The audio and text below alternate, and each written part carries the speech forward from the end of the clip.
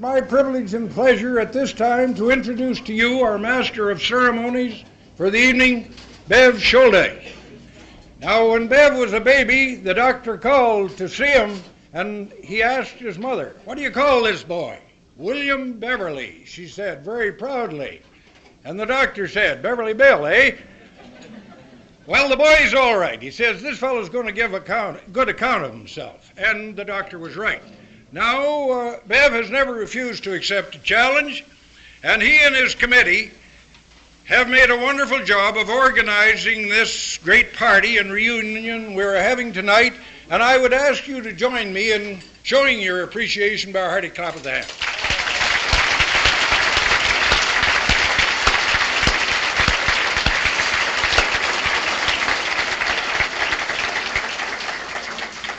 Athlete.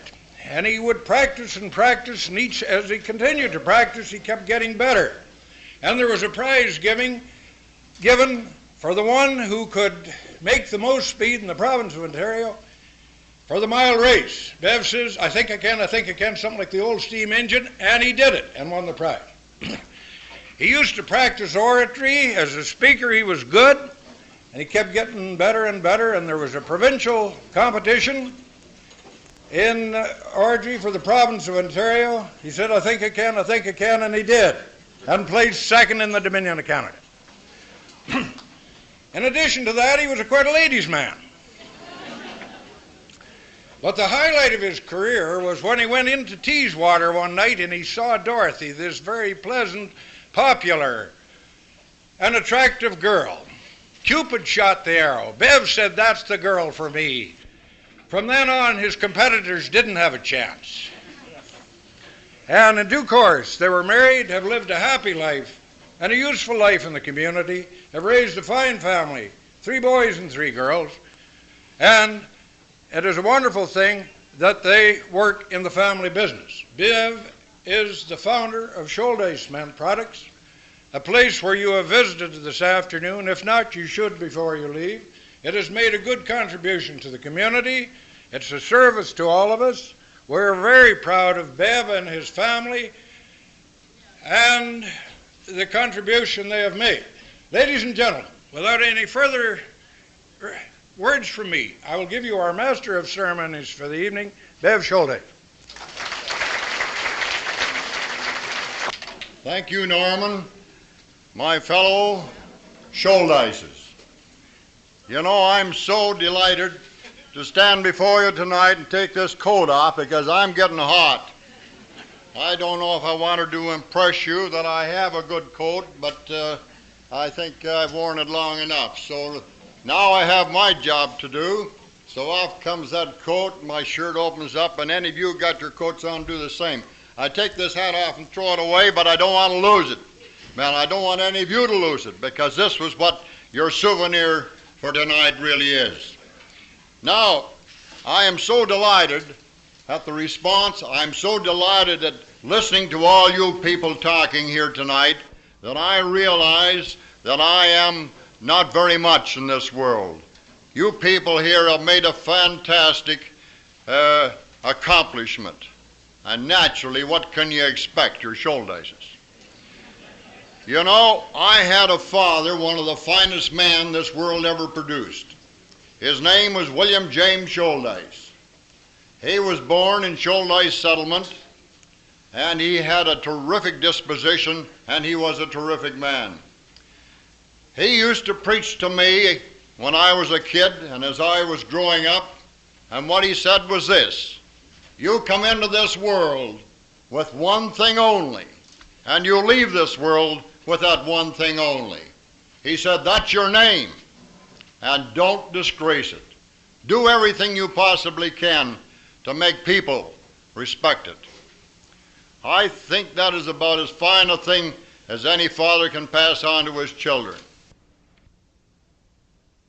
Now, I just got back from Alberta here not too long ago, and I mixed a little bit of business with pleasure, and we went up to Moraine Lake. I suppose most of you people know where that is. And we were going down Moraine Lake. It's about 30 miles long, and the chap in charge of the boat that we were riding on said, you see that cliff over there? And we all looked over at the cliff, and he said, last week at the base of that cliff they found 30 dead rams. He said they brought in the best veterinarians there was in Alberta. They checked them over. They couldn't find anything wrong with those rams. They were beat. One old ranger out there decided he would try and solve this problem, and he returned to where these rams had died. He went up on the cliff, and he walked around, and he walked around, and at last he thought he heard a sound.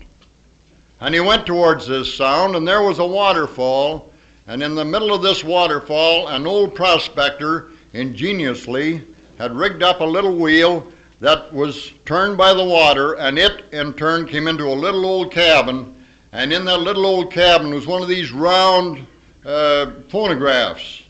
And on that phonograph was a round record that was cracked, and it kept repeating the same thing all the time. And that song that Bing Crosby put out, "There'll Never Be Another You."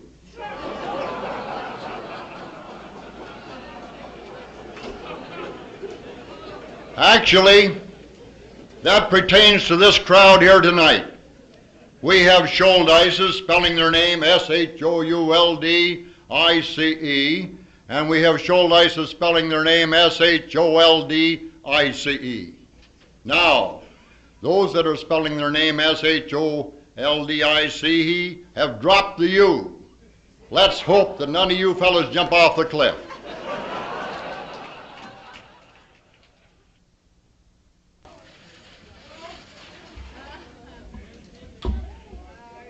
We're really delighted to have Hap Shouldice here tonight. I'm going to have the pleasure of calling Hap up here just as soon as I read something you should know about. You all know Hap made himself very famous as far as the NFL is concerned, and he has been a famous referee. And here is something that I cut out of a paper a few years ago, and thank goodness I was able to save it because I'm going to pass it on to you. It was during an unusual, spirited football game between two rival CFL teams. The referee, Hap, called a clipping penalty and walked off 15 yards. As he did so, a player yelled out, "You stink!" Without a pause, Hap stepped off another 15 yards and called back, "How do I smell from here?" Now, I'm going to take great pleasure in asking Hap to come up here and say a word to you people because I think it's a great honor. Also, there are a lot of other people here in this crowd that are famous, and naturally I'm going to call on you periodically, but I'm not going to tell you I'm going to call on you because I like it right off the cuff. Hap, please. Thank you much, Mr. Chairman. I'm just delighted to have the opportunity to say a word to you.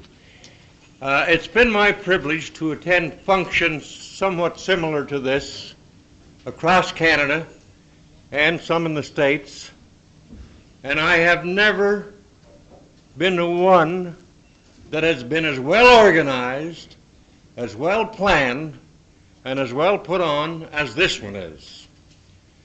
Believe me, functions like this just don't happen.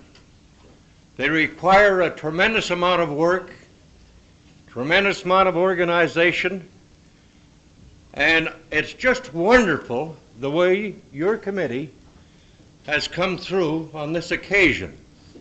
I've had many thrilling moments in my life, I can assure you, but I want you to know that this one is going to stand out right at the top.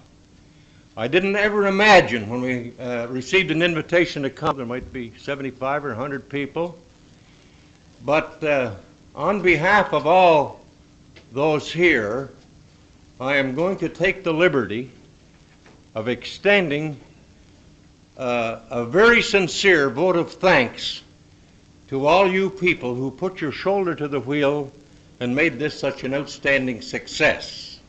I'd like you all to stand and give the committee a hand.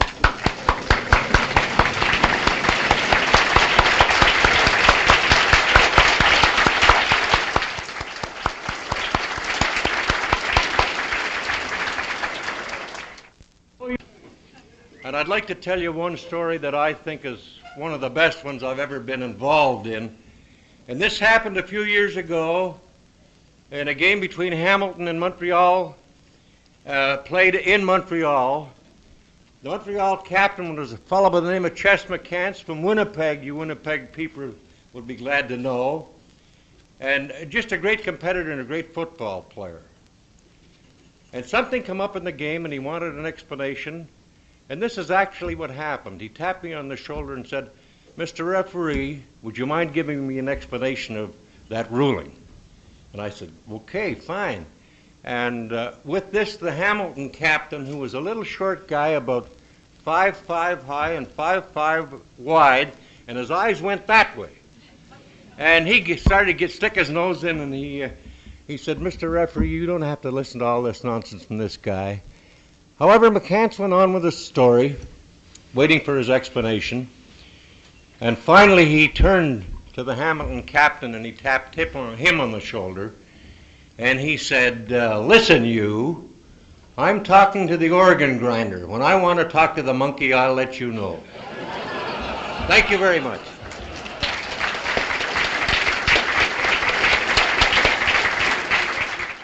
We have one of the most outstanding things coming up right now, and we have two distinguished people to look after that in the persons of Margaret Shouldice. I had the pleasure of being in the Army with her husband, her late husband, and the other one is Edwin Kelly, who was the one person here that kicked this here do off tonight. It was she who said, "Wouldn't it be wonderful if we Shouldices could get together and share our opinions?"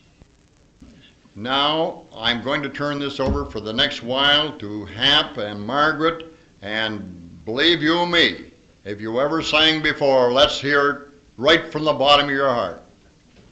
I always knew the Shouldices could sing, so that's a pretty good start. Let's have a look at number 8. Number 8, let's this one, Get Acquainted. It's a good time to get acquainted. It's a good time to know who is sitting close beside you, and to smile and say hello. Goodbye, that lonesome feeling. Farewell, lassie, stare. Here's my hand, I'm mighty glad to meet you. Now put yours right there. My name is not Shouldice, my name is Kelly. I'm related to the Shouldices through my wife. And when you were having introductions, I didn't have the opportunity of using a microphone. So I remember when I was going, I guess that's what you say, with my wife Jean. Her father, Milton Shouldice from Chesley, said to me one time, he says, "Well, you know, I understand you're going to get married." And I said, "Yes. You think you're good enough for Jean?" I said, "Well, that remains to be seen." Anyway, we had 6 shows, so I guess we didn't do too badly. So let's have a look at number 3. Smile. Irish rose, the sweetest flower that grows. You may search everywhere, but none can compare with my wild Irish rose, my wild Irish rose, the sweetest flower that grows. And someday for my sake, she may let me take the bloom from my wild Irish rose. Thank you, Margaret and Edwin. And you see what talent we've got? We are going to have a talk on where we originated. I think this is a very interesting thing, and it's going to draw attention to a lot of people who do not know what this is. And I'm going to ask Joan Stevens to come up to this mic and introduce that woman who is going to give this resume. To introduce someone that you've seen quite a bit of, probably this afternoon while you were registering, and certainly someone that you know quite a bit about because you've been corresponding with her in preparation for this great reunion.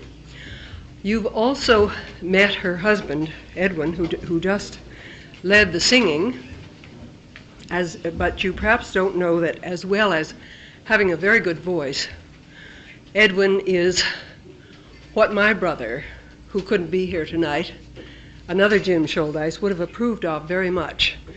Edwin is an independent businessman who not only sells a product, but he manufactures it. He was very clever in finding Jean. Jean is a long-lost cousin of mine. In this area, I didn't realize that I had cousins because I'm from the West, and I knew there were a few here, but I was delighted when Jean called me one night.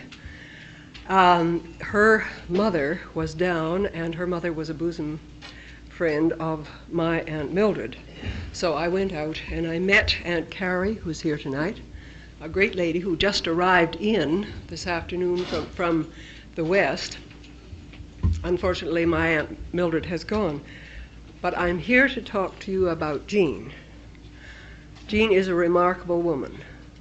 She never shows any stress, no strain, and yet we all know that she has contributed very much to this evening and to this weekend.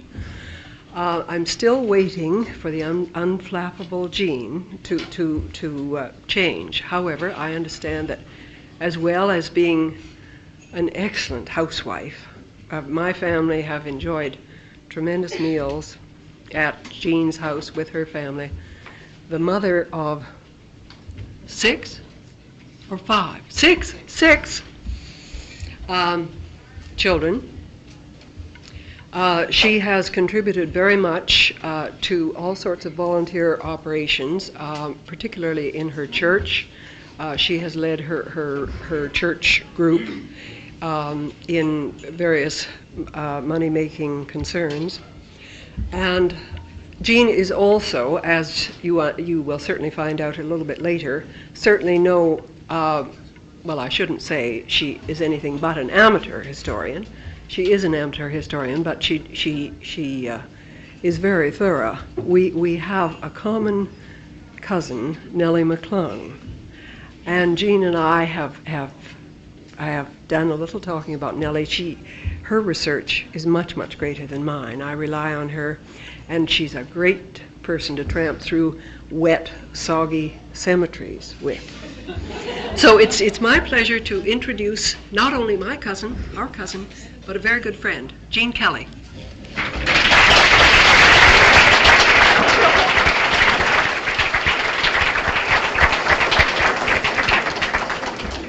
All you Shouldices and everyone else. It's just a thrill to see you, and I'm the one who's had the thrill of receiving your mail and telephone calls, and it's been wonderful. I've decided there's a couple of little bits of verse that I better heed, and one is, I endeavor to keep the words of my mouth short and sweet, because I never know the ones I'll have to eat. And the other is from the Gingham Dog and the Calico Cat. I wasn't there. I simply state what was told to me by the Chinese plate. I know that there are some of you out there who are very knowledgeable about our family background, and I'm that amateur. But I know, too, that there are ever so many of you that have come so far to hear something or something more. This is quite flattering. We, the Shouldice descendants, have seldom been aware of the dramatic circumstances and fateful events which determined our nationality. My sources are a book written by Eula Lapp, now living in Weston, published 2 years ago. She had connections with the Owen Sound area, but her grandfather compiled notes on the family and put them away in a shoebox, and she brought them out and has used them to write her book, To Their Heirs Forever, Eula Lapp. And I have the book here, you'll see it. And also Mr. Wesley Switzer of Brantford compiled the Switzer family history. Since Switzer and Shouldice come alphabetically close, there is material in that write-up that we have made use of. We, the Shouldice descendants, have seldom been aware of the dramatic circumstances and fateful events which determined our nationality. It's time we recognize this heritage from the people who cared more for personal integrity and loyalty than they did for security or worldly position.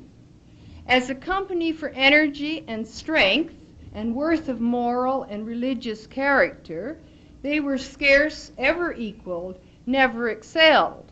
Yet this group of people lived with no thought that the drama of their lives could have any significance for posterity. Our ancestors came from an independent state called the Palatinate, situated between France and Germany in the valley of the Rhine River. Prior to 1709, for 5 or 6 generations, the Protestants of Europe had gathered in this independent state where the elector or prince was a Protestant. The ruler had the right to decide the religion of his people. In France, 1572, there had been the massacre of St. Bartholomew's Day, when 70,000 Protestant Huguenots were killed. Another 500,000 fled the country. Many would have gone to the nearest Protestant area, the Palatinate. Persecuted followers of the Swiss leader Zwingli also came to the area. From Bohemia, the followers of John Huss. And from the Netherlands, with William of Orange, Dutch people came to fight in the Huguenot wars, as they did from Sweden too. And some of these people remained to settle in this Protestant area. All these displaced persons prized highly the freedoms and forms of worship which were their legacy from the Reformation. By the 18th century, they were singing hymns rather than the ballads and plain song of the earlier times.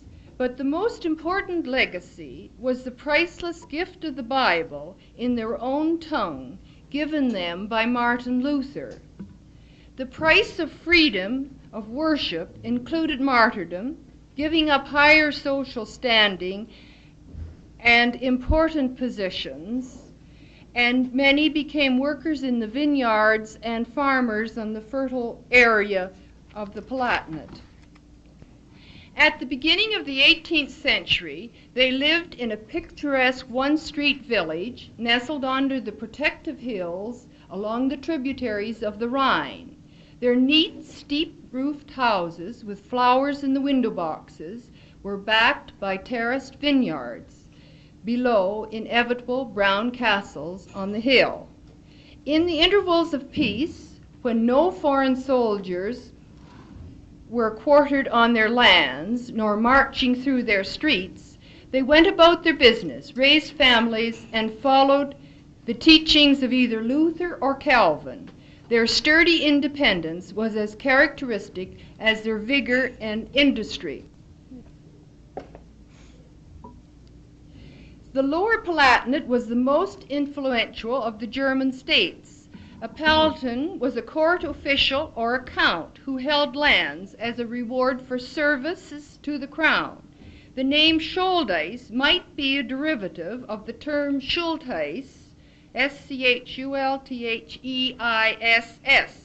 The office of Schultheiss corresponds to chairman of the court, chief magistrate, or mayor. During the 30 Years' War, which ended 1648, the Catholic League forced almost 4/5 of the Palatines to flee from their home and seek refuge in other parts of Germany. After the war, the demobilized troops continued to plunder the countryside. Then, after a few years of peace, the foolish ambitions of France's King Louis XIV became a new threat. The common people of Western Germany suffered untold hardships. The Lower Palatinate became a corridor for strutting soldiers. The population was overwhelmed with exorbitant taxes. As if 3 invasions of France were not enough, nature added to their suffering. The winter of 1708, one of the most severe that Europe has ever known, caused terrible suffering. Those without land found themselves unemployed and in dire economic circumstances when the vineyards were destroyed by frost. So it is not difficult to imagine these people, discouraged by the suffering caused by war and nature, being eager to accept anything that might offer hope for a better future. The hope of a better future came from England. In 1707, the British Parliament, by an act of Queen Anne, offered naturalization to foreign Protestants on condition that they would take communion with the Church of England and swear allegiance to the crown. William Penn previously had visited this Palatinate area seeking settlers for Pennsylvania in America and offering 100 acres for £2 sterling, low rents, universal suffrage, equal rights, no matter what the race or religion, and the only crimes punishable by death were to be murder and treason. This opportunity was appealing to the Palatines. There followed a period of deep contemplation. Should they move again? Some even packed and tied bundles and assigned them to specific family members in case of a hasty departure.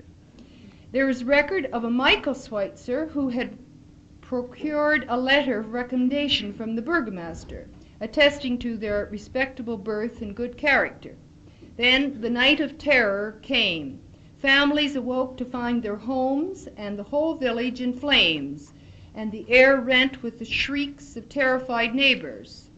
The strident armies of France's Louis XIV were ruthlessly ravaging all the towns in the Lower Palatinate. No time to talk now. Rush, gather up whatever food is in the larder, warm clothing, wear as much as you can, all the money in the house, and bedding. Tie the Bible in the eiderdown. Hurry, an extra shawl for the baby. Hold your little brother's hand. Don't let go. Never let your father out of your sight. Now run through the woods. It was in April 1709 that the first parties of refugees began to move on the great river Rhine. Some perished of exposure, hunger, or fright. The weather was inclement. Had it not been for generous gifts of food along the way, many more would not have reached Rotterdam. By early June, the emigrants were flocking into the Dutch city at the rate of 1,000 per week.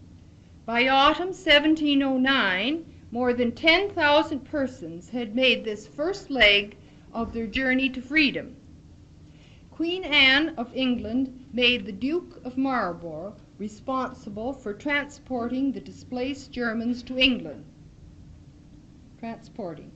Some were were moved in troop ships used normally to carry the army of the Duke. While awaiting departure, the refugees were allotted food supplies, up to 4d per day, by the Duke. The sailing ships from Rotterdam landed near London. The refugees were sent to camp on one of the 3 open heaths, or commons, outside the city wall.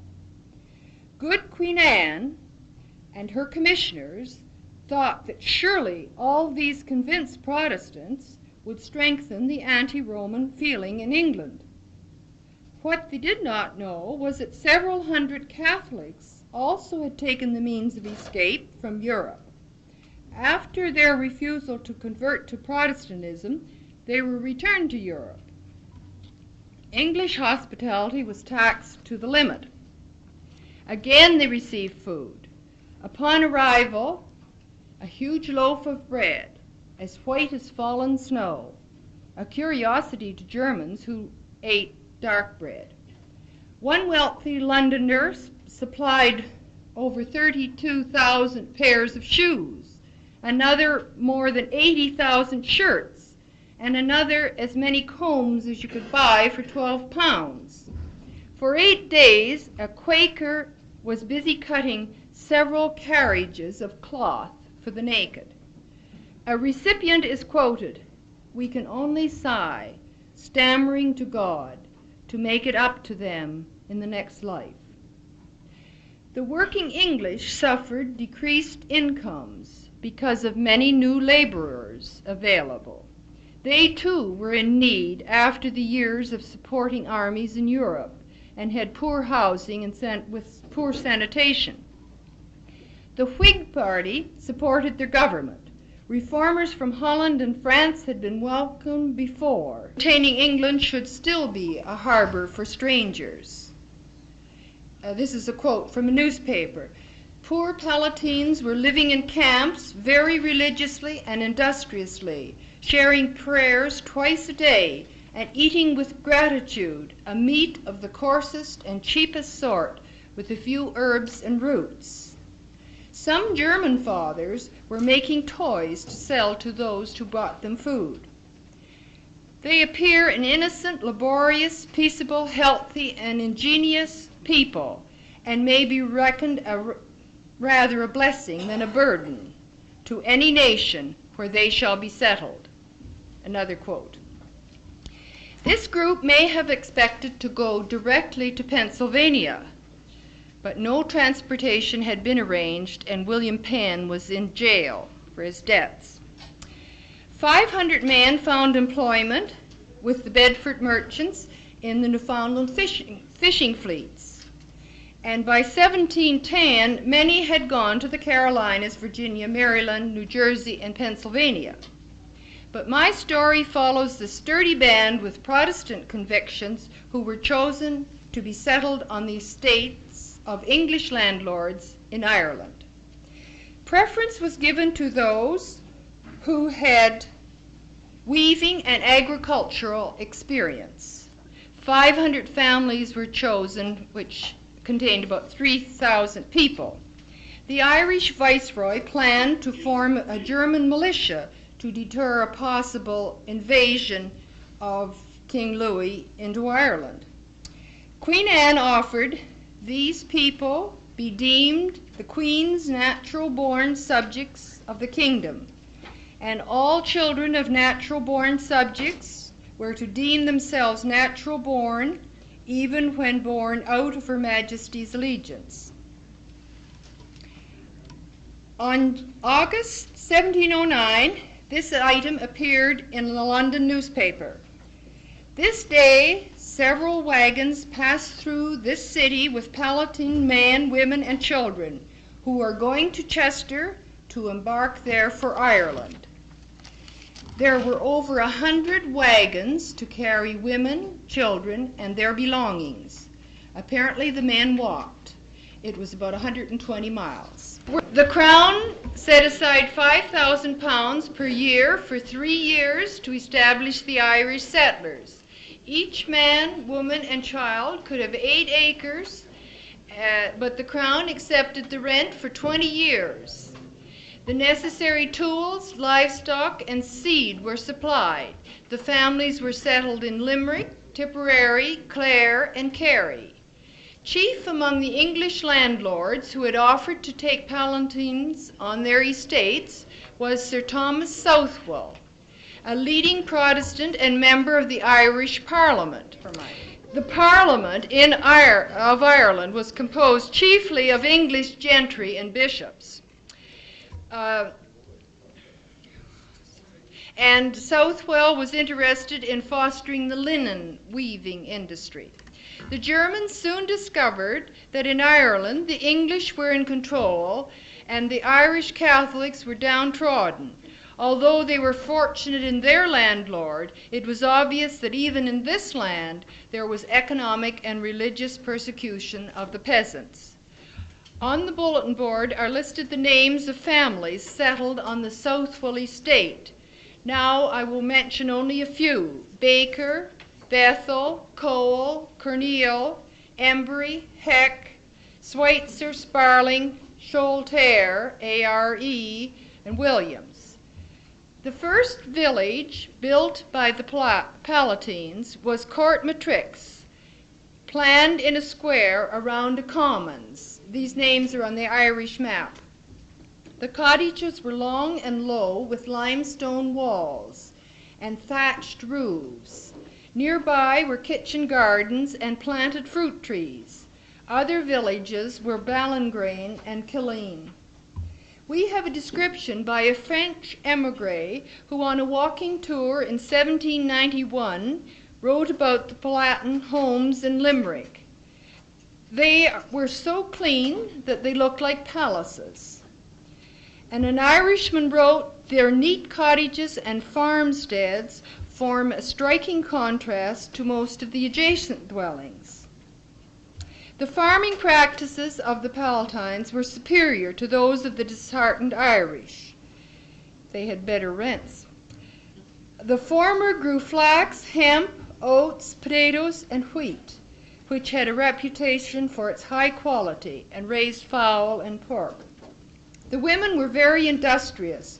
Besides caring for their homes and families and spinning, they reap the corn, plow the ground, and assist the men. A peculiarity mentioned by historians is described thus: they sleep between two beds, referring to the feather ticks. They appointed a burgomaster to take all their appeals. Two children who grew up in Ballingrane have left behind footprints in the sands of time. The kitchen in the house where Barbara Ruckel grew up had a ceiling supported by heavy beams, a packed clay floor, a huge stone fireplace, and a back window with an 18-inch windowsill. There was a narrow front lawn bordered by a hedge, and her father had built a flagstone walk from the house to the gate. On the lawn he had planted a pear tree, which one day was to become famous. Directly across the road stood the home of her uncle, Andrew Embry, whose children were David, Peter, John, Philip, and Margaret. I wanted to read those names. They just sound like ours. Philip was Barbara's favorite cousin. The Embrys had a wall of fieldstone around their home. Our story needs one more character from the Heck home nearby. The Irish Palatine children learned to work with their hands at many chores, feeding pigs, chickens, weeding gardens, and carrying turf or brush for fires, and weaving plain cloth. A lad of 12 could plow and drive 4 horses. These families employed a German-speaking teacher for the children until the government schools opened, and then their children attended. They were very well educated, and they had very good books when they came to our country. The people loved the man, the teacher. "There goes Philip Guire, who drove the devil out of Ballingrane," they said when he walked by. He also later became a Methodist preacher. Young Phil Embry was persuaded by Father Guire to go along on an early morning ride of 12 miles to Limerick to hear John Wesley preach. The lad thought it odd that this man Wesley, a clergyman of the Church of England, should be injecting so much enthusiasm into religion and managing to communicate with the common people. Enthusiasm was not something one usually associated with the English, especially clergymen. The service was in the ruins of a roofless old monastery. There were hundreds of people, young and old, Irish and German, churchmen and dissenters. What courage it must take to stand before such a motley crowd, thought the young Philip. What fury one heckler might let loose. The Irish, unlike his people, had volcanoes of emotion just below the surface, ready to erupt at the least unsympathetic word. When the aristocratic-looking little Englishman stepped forward with his Bible in hand, the heterogeneous crowd suddenly was silent and expectant. From John Wesley's first words, Philip felt deeply stirred. In Wesley's own journal about another service he wrote, "I preached to about 2,000 people, not one of whom I observed either to laugh or to look about, or to mind anything but the sermon." He was surprised that our Irish congregations seemed more teachable than English ones. Limerick's reception amazed him. He was used to competing with distractions, from rude heckling and unabashed slumber to a fine horse riding by. Even then, Irishmen could not resist fine horses. Incidentally, Catholics and dissenters were barred by law from owning a horse worth more than £5. Within a few years, the quiet, thoughtful Philip Embry was a lay preacher for the Methodists. John Wesley came 21 times to Ireland. On one visit, he stood under the pear tree in front of Barbara's home to preach. A boy blowing a ram's horn called the people to that service, and the same ram's horn is hanging in the chapel that's built where Barbara's home was. Barbara took the vows of faith when 18. Her piety was of the purest and profoundest character. She married Paul Heck, and together they sailed for America in 1760. The group who went to America to establish a weaving industry included Philip Embry, Barbara and Paul Heck families, as well as Nicholas and Peter Shouldice, Shouldes in the historical books. The Shouldices, described as coming from a Palatine family near Rathkeil in Limerick County, both probably about 20 and perhaps single. In the 5 years at New York, Philip Embry and Barbara Heck founded the First Methodist Congregation in America. The first meeting of only 6 people included white, black, bond, and free, with Philip the lay preacher. Barbara later drew the plan for the John Street Chapel, still in New York City. They named it Wesley Chapel. It was the first Methodist chapel in the world so named. This group reestablished in the Camden Valley, north of New York, founded another Methodist chapel, but with the Revolutionary War, having fought for the English, found yet another move necessary, this time to Quebec and along the shores of Lake Ontario. Methodist chapels came to Canada. The dining hall at Alma College, St. Thomas, bears the Barbara Heck name.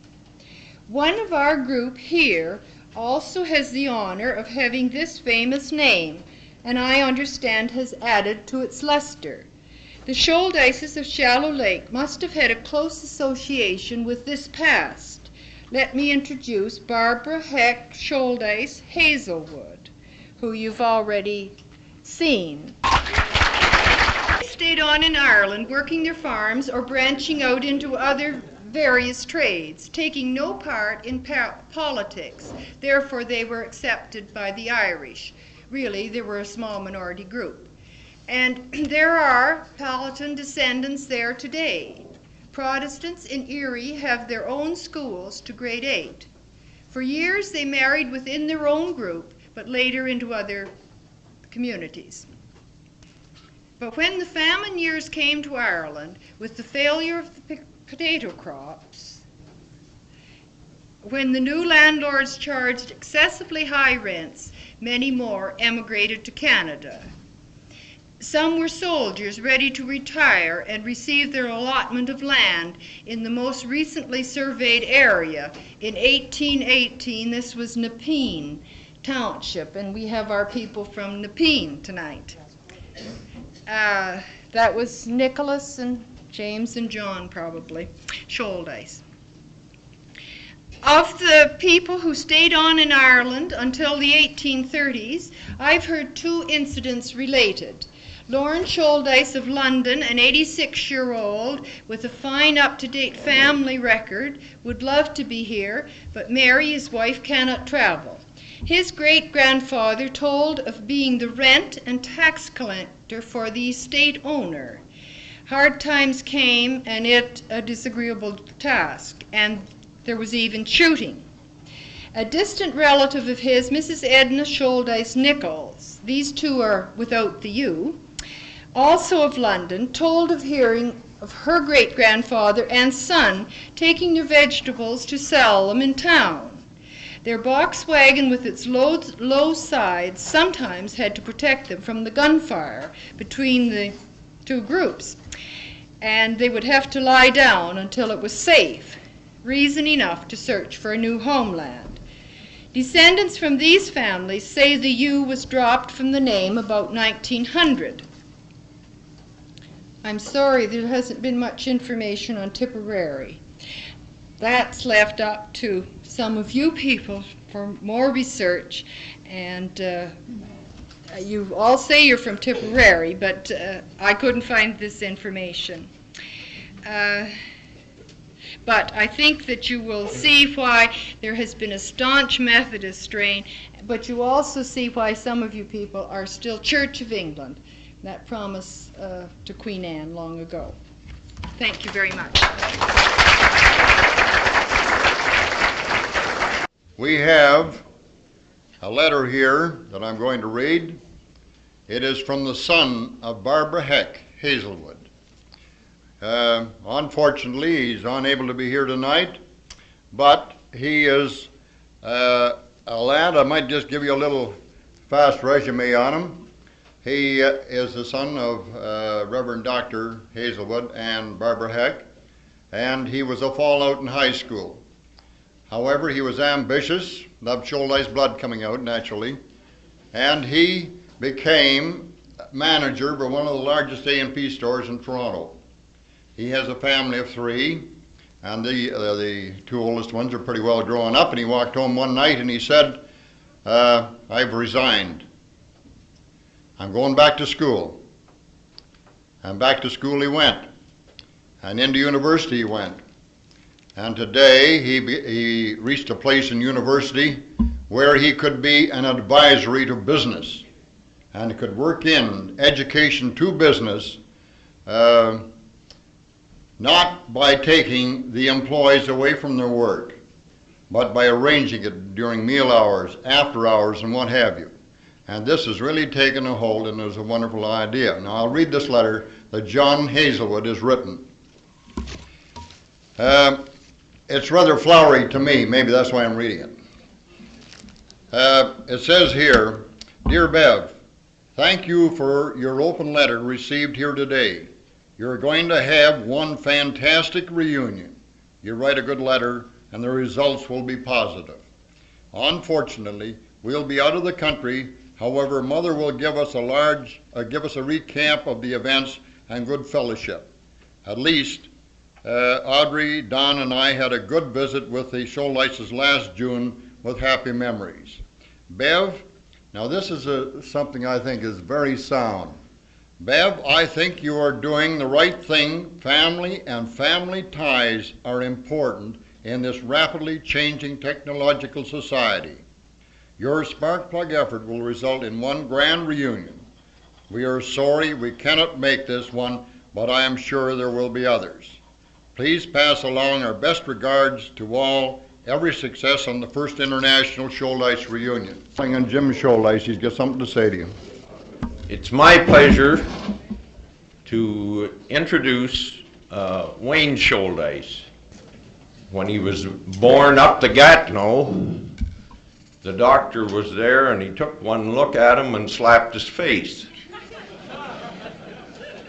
So, but things turned out a little better for him anyway, and he turned out to be the master of the Shouldice family when it comes to research and history. He lives now in Kitchener, and he works for the Department of Communications and Transportation, and he has a fine wife, Claudette, and 2 sons.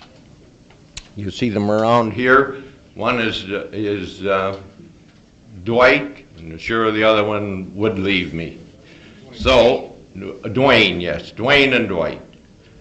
Now, with further ado, Wayne has something to say, and I'll call on him right now.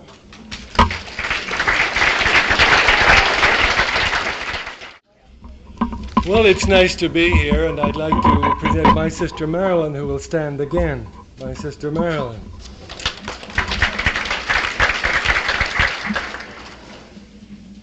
But to get right to the point, I'll only keep you 2 or 3 hours. In 1967, I called Norman of Shallow Lake. And we'll come right to the point. He told me that in 1861, his great-grandfather, William, came to this area. He couldn't go back any further than that, but I went tramping around cemeteries in Victoria County, and I found some reference to his ancestors there. I was also able to trace his family back to a farmer in Britannia in 1830. That's quite a long way back, 1830, and I think it's generally true that most of us here share a common great-grandfather. The people in Chatsworth, for example, tell me that their ancestors were part of the big John Shouldice family who left Ottawa about 1841. It's said that they were a part of the Nellie McClung connection, and they made their way around Georgian Bay in a raft by staying close to the shore. I think that'd be a rather risky trip. But there were other people that did things like that too, and the people in Ironwood, Michigan, for example, left the Gatineau area about 1880. They may have been to do with building the railway. I'm not quite sure why they went there, but the Ironwood families who are among us and who made the trip back to us are representative of that particular family. We must keep in mind, however, that they came from up the Gatineau too. Now, my family, as it happened, settled at Wakefield. That's 35 miles north of Ottawa, and there were essentially 4 different men who came up the Gatineau. I think it's fair to say that 2 remained there. Those 2 then would account for most of the Shouldices in Ottawa. There's a settlement in Milwaukee, which represents another branch of which Dr. Ken is typical of that particular group. I hope you find this a general view of who some of these people are, that in fact we all did hark back to Bell's Corners in 1818, and from that we come from Tipperary originally. I think it's only fair to include the others in the few brief remarks I make, and that is that those who are without the U, essentially, may have come later, as late as perhaps 1840 and 1850. I've got a whole sheaf of notes here, and I won't keep you too long, but Aunt Jemima is among us, and not everyone has a real Aunt Jemima like I have. It happens that we share a... Could you stand a little closer to the mic, please? Yes. Can you hear me now? Oh, my goodness. Not too close. Well, Aunt Jemima has written a fair amount about the Talbot settlers, as it happens. And if I may read some of the things she has written, she writes that the Shouldices had been in Ireland over 100 years and anglified their name to something like Shouldice, hoping to become more like the people of the country. And credit for the following information is given 2 notes from the thesis of David James Brock, author of Richard Talbot, The Tipperary Irish. Richard Talbot of Tipperary was a gentleman who had lost heavily during the economic upheavals of the Napoleonic War. Rather than remain in Ireland, where the prospects for him and his young family looked so grim, he decided to sell his property and convert all his assets into cash, and he did this in 1818. Now, that tells essentially how we got to Canada. There's really much more to be done in this, and we would like to record and research every Shouldice connection in Canada. That's why we do appreciate what you can give us and what you have done. It is said that this begins as a hobby and continues as a passion and then ends up as a kind of disease. But it has been pleasant suffering, and thank you very much.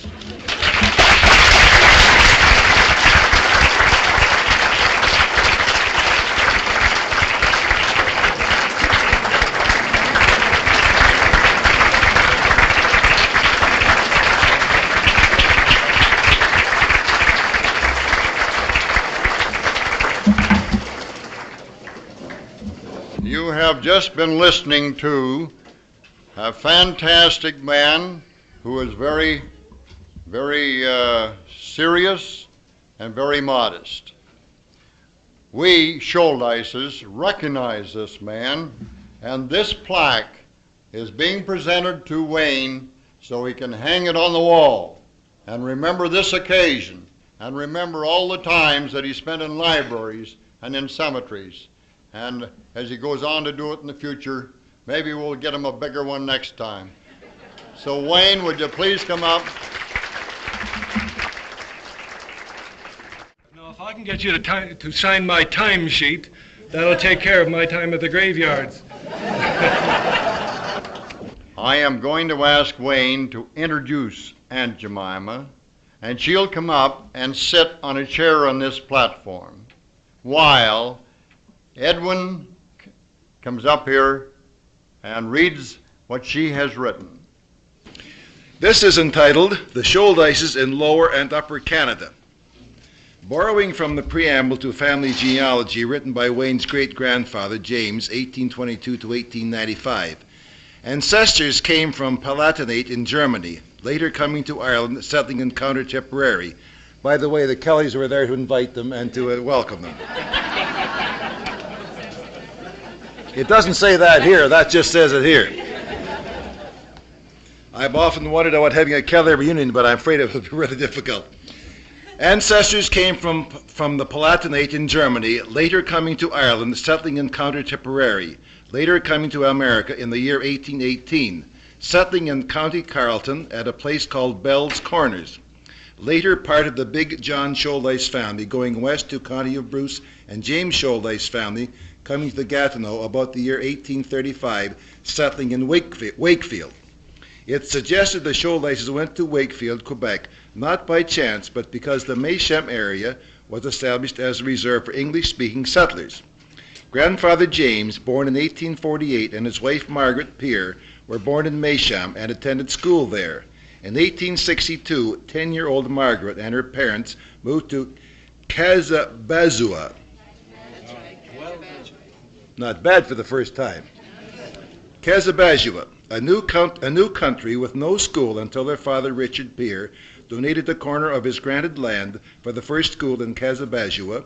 Until a decline in the timber business in 1877, they worked for the Wright brothers, timbering and growing gardens for staple vegetables. Answering inquisitive questions for an inquisitive granddaughter, grandmother recalls the years from 1877, when grandfather joined the volunteers for a stint of training at Belleville. proudly airing his scarlet uniform during house cleaning time. Richard Peer and John Shouldice had moved to Bruce or Grey in Upper Canada, perhaps going as scouts, so the grandparents went along. They went by sleigh to Ottawa in March, then proceeded to Paisley by train, transferring to sleighs again for the trip to Elderslie. This must have been a beautiful welcome after a big snowstorm. From the sketchy account written from my early teens, the Peers family accompanied my grandparents, and the following year Grandmother Peer with daughter Sarah arrived. Sarah was unable to walk due to having had polio. Next to arrive was Nicholas Shouldice and his wife Esther Margaret, with their two youngest children, Joseph and Annie, and grandmother's two brothers, Joseph and John Peer. Some of these men later moved to Duluth. While in Elderslie, the Shouldices farmed, and in the winter they logged out railway ties. My father used to tell the story about the proximity of the farm to the woods, explaining how bears would come out and steal the smaller animals. Not the children, I hope. Just the smaller animals. Grandpa had to keep the old sow and baby pigs in a dugout under a corner of the house for protection from these marauders. Rugg and Jemima were born here. That's you? My aunt. Your aunt, right. Rugg and Jemima. How would you like a name like that? Rugg. Rugg and Jemima were born here, and as further evidence of their 5-year residence, buried at Salem Cemetery, concession 10 and 15, cited are the following. Richard Peer, grandmother's brother. His body was shipped from Duluth in 1891. William and Jane Thompson, brackets Jane Shouldice, 1828, parents of Uncle John Shouldice's first wife, Jane. Maggie Irwin died 1897 at the age of 12. The Irwins were related to the Shouldices. From Elderslie, the family moved north to McVickers, then known as Cockwell's or Cockrell's Mills, timbering there for 4 years, and according to Grandma, provisions for the logging camp were brought in by boat to the harbor or by sleigh from Wyerton. Grandma had a cook stove, but because the oven had been broken on the trip north, she did her baking in 3 iron bake kettles and using 75 pounds of flour in 1 day. How's that for a lot of bread? American salt pork was bought in barrels, and the loggers paid $3 per week for board. Leaving McVickers in 1866, Grandpa went scouting for possibilities in Saskatchewan, while Grandma and the children stayed at Lion's Head. Perhaps my grandfather was a traveling man, but the land he wanted was situated in the area of the present city of Saskatoon. Upon arriving home, he found Grandma not in good health, so they gave up the idea of making another move and instead settled on the lot 15 of the first concession, buying the farm from Mr. Boyle. They built a mill in East North Swamp, which was later destroyed by fire, so they continued winter timbering north of Lion's Head. For 34 years they lived on their farm, grandfather building a good bank barn with a drinking trough for the cattle in the stable, which was separate from the barn. There was also a large machinery shed, but they made do for living quarters with a little log house with a lilacs growing out in front until retiring in 1919. From Lion's Head, they moved to Wyerton, where Grandpa became a construction foreman of the Center Road, something he and his neighbors had long desired and discussed many, many times. I think anybody who lives in Bruce County will recognize the importance of the Center Road. This highway runs up the peninsula. He was almost 72 then and bought a Ford touring car to enjoy this modern method of travel over the road of his dreams. Grandmother and grandfather rest now in East North Cemetery. Grandpa died in 1928 at 70 and Grandma in 1937 at 85 years of age. When the mill burned down, the property was inherited by my father and became his first farm. We had great fun as children crawling to the old smokestack of the mill where it lay on the ground. It was our own personal adventure playground.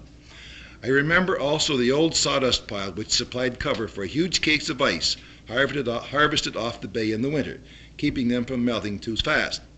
Even so, in a very dry summer, this sawdust pile was an ever-present danger.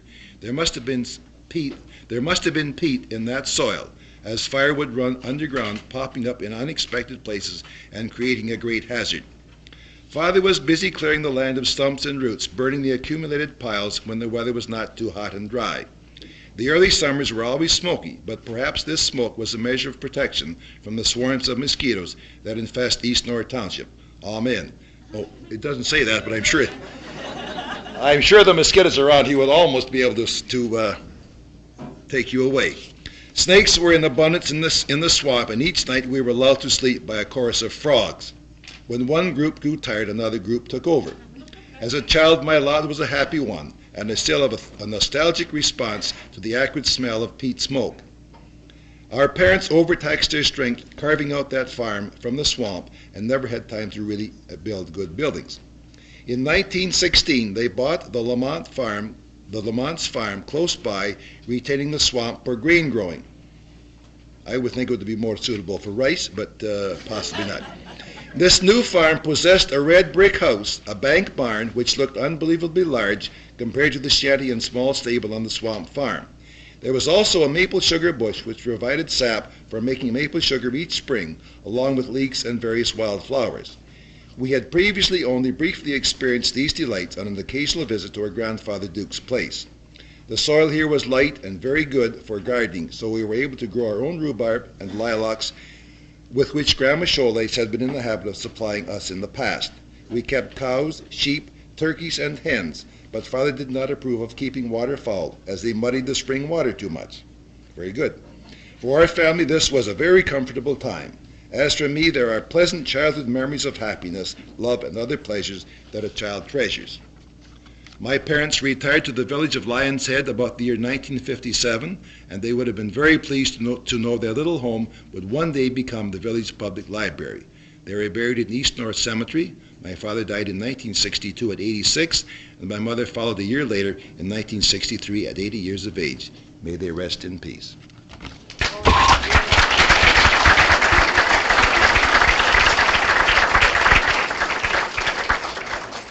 Thank you, Aunt Jemima and Edwin's voice.